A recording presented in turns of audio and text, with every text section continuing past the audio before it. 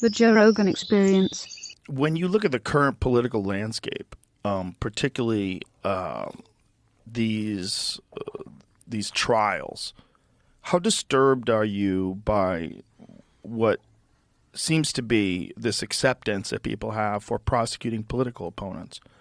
Because to me, regardless of what you think about Donald Trump as a human being and the polarizing figure that he is, setting the precedent of trying your political opponents to somehow or another either put them in jail or make them seem like complete total criminals in a way that would, for the casual, for the person who's not reading deep into the headlines, for the casual Democrat that sees this Trump real estate thing that just happened where he got fined $365 million.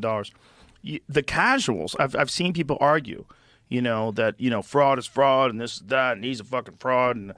And then I saw Kevin O'Leary explain it from Shark Tank. He was saying this is what every real estate developer does. They say, my building's worth $400 million. And then someone comes along from the bank and they say, no, it's worth $300 million. We'll give you a loan on $300 million or whatever it is, whatever the number. It's negotiation. But also, real estate pricing in general is a strange thing to say that's fraud because people overvalue their property all the time. I mean, it's a standard thing that people do. When someone has a house and it's worth $700,000, they decide to list it as $900,000, and the real estate person says, "Well, it's really pushing it." The guy's like, "That's what I want. I think it's worth $900,000." Like, people have always done weird shit like that. For sure. And then when you have this leftist judge that says that Mar-a-Lago is worth $18 million, like, then you just showed all your silly hands. You showed your hand, because that's a crazy thing to say in a place that has the most expensive real estate on earth. Yeah, and and the Mar-a-Lago property is not worth $18 million. I mean, that's absurd. Isn't it like 18 acres? Yeah, it's huge. It covers both sides of the little key or whatever you call it, the little island. But the bigger question is the question that was first raised by the presidency of Richard Nixon, that is now coming to fruition with the presidency and the kind of ex-presidency of Donald Trump. We have a democratic system that favors Trump in the sense that he won in 2016. He's winning the primary right now for Republicans in 2024. But you have a bureaucracy that is dead set against him. And the rhetoric amounts to a very odd claim. They essentially say, we want to keep him off the ballot. We want to put him in prison. We want to bankrupt him so he can't become the president, even if the people support him. We want to deprive the people of making the decision. So you want to take it out of the realm of politics and into the realm of administrative justice or the criminal justice system, right, and adjudicate it in that way on bogus pretexts. I mean, the cases are bogus. And so the question that we're raising is, who actually rules in this country? Is it the American people who get to decide by their vote who represents them in the government? Or is it the permanent bureaucracy that has accumulated so much power? What they can say even to Donald Trump has been one of the most famous people in the world for decades. He's enormously wealthy. He's already been the president of the United States. He's a powerful person. And the message is, we can take out anyone that is a threat to the interests of the system that we've built up.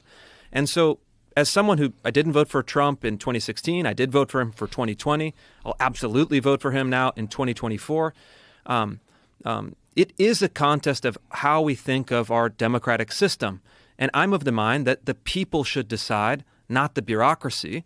And this is a contest where Democrats are saying, essentially, we have to destroy democracy in order to save democracy. Democracy has very different meanings in the two usages in that sentence.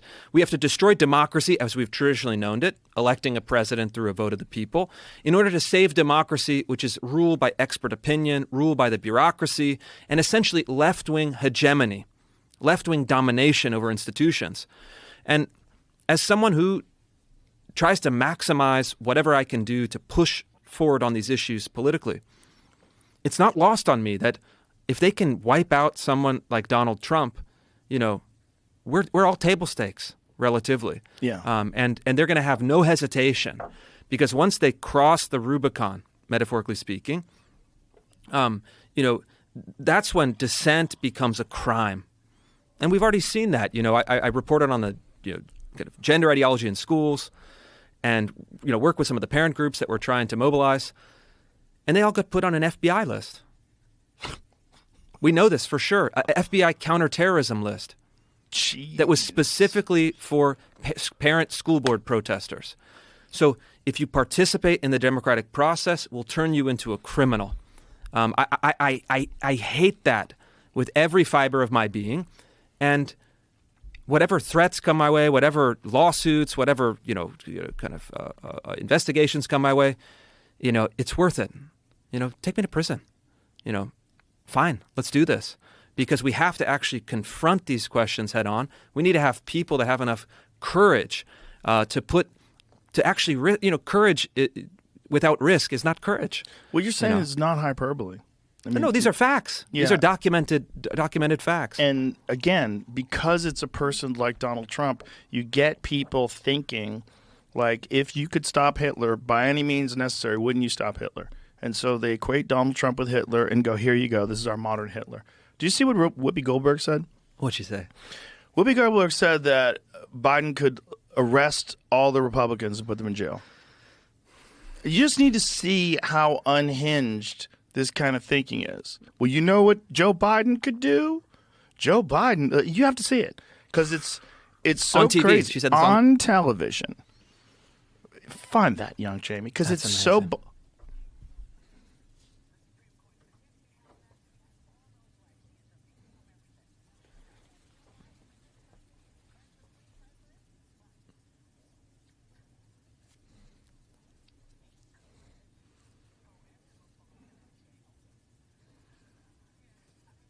Claps.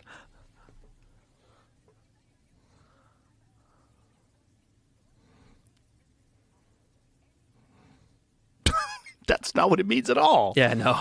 But the fact that she says that so confidently, like if you're willing to let Donald Trump use presidential immunity, that means Joe Biden could just go crazy and arrest all the Republicans, because that's what that means. No, that's not what that means, even a little bit. Yeah. Like no, you just not at added all. a whole bunch of stuff to what that means.